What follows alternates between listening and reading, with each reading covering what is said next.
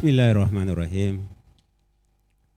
Assalamualaikum warahmatullahi wabarakatuh.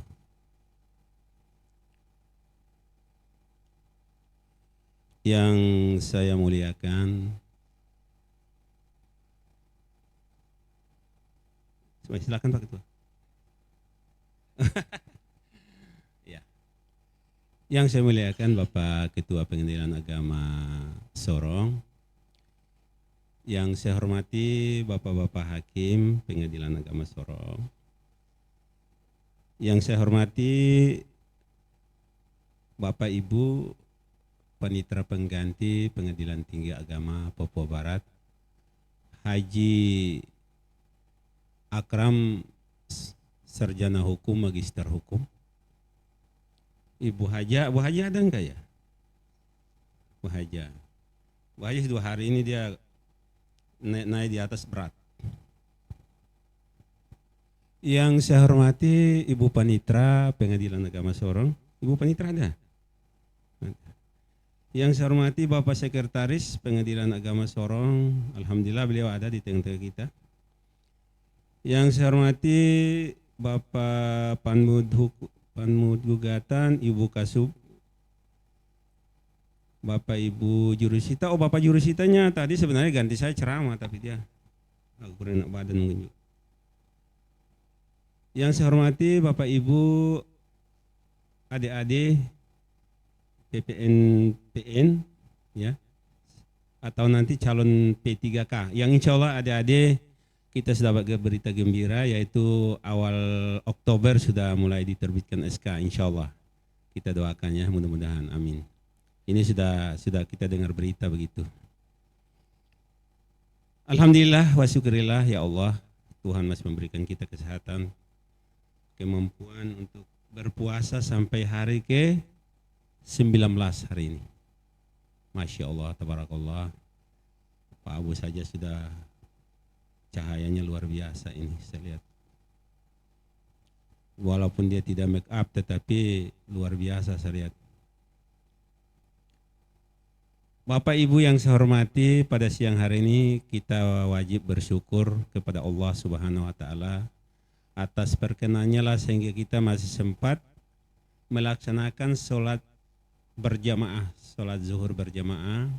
Atas izin Allah kita masih diberikan kekuatan lahir dan batin sehingga kita masih melaksanakan sholat zuhur secara berjamaah. Salawat dan salam marilah kita peruntukkan kepada junjungan kita Nabi Allah Muhammad SAW, manusia pilihan Allah, manusia hebat, manusia yang akan membawa, tanpa dia kita tidak akan jadi begini, manusia yang akan diutus oleh Allah untuk membimbing manusia di atas dunia ini, dan insya Allah kita akan mendapat syafaat dari beliau. Amin ya rabbal alamin. Bapak Ibu sekalian, sebenarnya saya tidak ceramah, hanya saya sampaikan yang saya dengar dari kiai maupun ustadz. Ada beberapa hal yang hanya saya sampaikan Bapak Ibu sekalian. Mungkin ada yang sudah dengar, lebih tambah lagi kalau saya sampaikan, lebih tambah mengingat lagi. Karena ustazah dalam bulan Ramadan ini kita dengar lewat media sosial maupun media elektronik maupun lewat mimbar, mereka sudah sampaikan keutamaan-keutamaan dalam bulan suci Ramadan. Hanya pada hari ini Bapak Ibu sekalian, hanya saya ingatkan saya dan kita semua tentang hanya sedikit aja turunnya Al-Quran.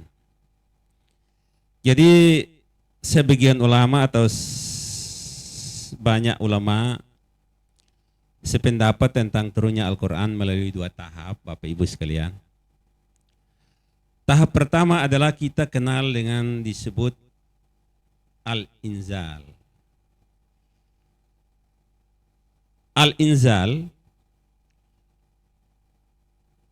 diturunkan oleh Allah Subhanahu wa taala di suatu tempat yang disebut Lahul Mahfud, yaitu 30 juz 114 surat. secara utuh. Itu mungkin orang yang pelajari tarekat bisa saja bisa sedikit masuk ke situ. Jadi di tempat yang dinamakan Lahul Mahfud itu adalah tempat yang penyimpanan Al-Quran 30 juz 114 surat secara adalah tempat hadis raksasa.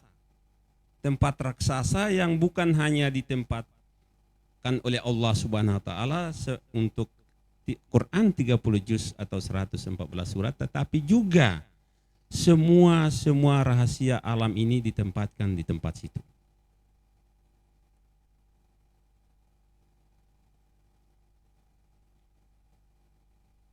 Oleh karena itu, biasanya kalau kita di kampung-kampung orang tua cerita-cerita tentang agama, itu biasanya mereka masuk ke Lahul Mahfud.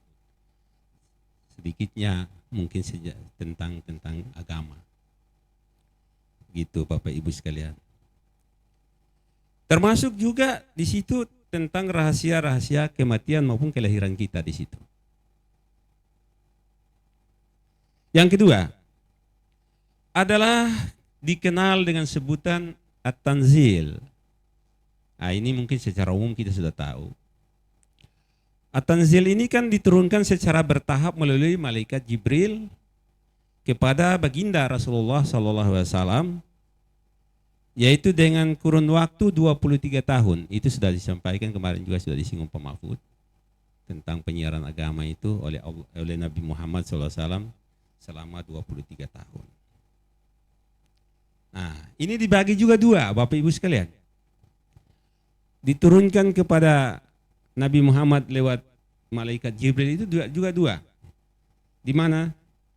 Pertama, periode Mekah.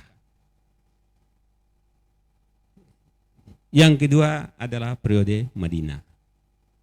Jadi ada dua tempat, dua periode yang diturunkan lewat Jibril kepada Nabi Muhammad baginda Rasulullah. Itu ada dua periode Mekah dan periode Madinah.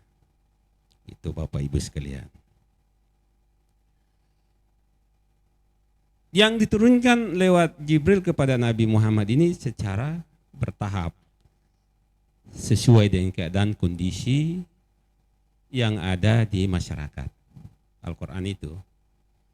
Jadi yang tadi saya bilang secara utuh 30 juz tadi diturunkan oleh Allah di satu tempat yang disebut tempat raksasa, hadis raksasa tadi itu. Namun yang diturunkan secara berangsur-angsur kepada Nabi Muhammad itu adalah sesuai dengan kondisi dan keadaan masyarakat di waktu itu. Oleh karena itu, Bapak Ibu sekalian yang saya hormati, kalau memang diturunkan secara kondisi dan keadaan waktu itu, maka pada saat itu Abu Lahab meminta kepada Nabi Muhammad supaya istilahnya secara rukun keagamaan. Tapi dengan adanya niat Abu Lahab itu, Allah cepat menurunkan surat Al-Kafirun. Bapak Ibu sekalian.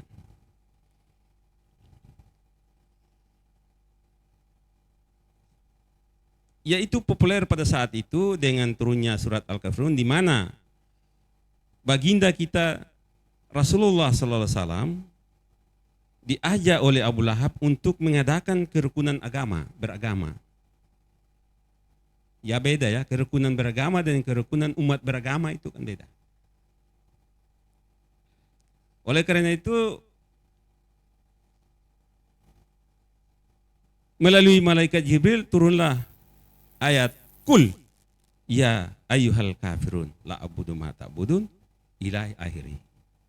Nah ini Abu Lahab mau apa? Kalau Allah sudah mencegah dengan niat busuknya itu tidak akan terjadi.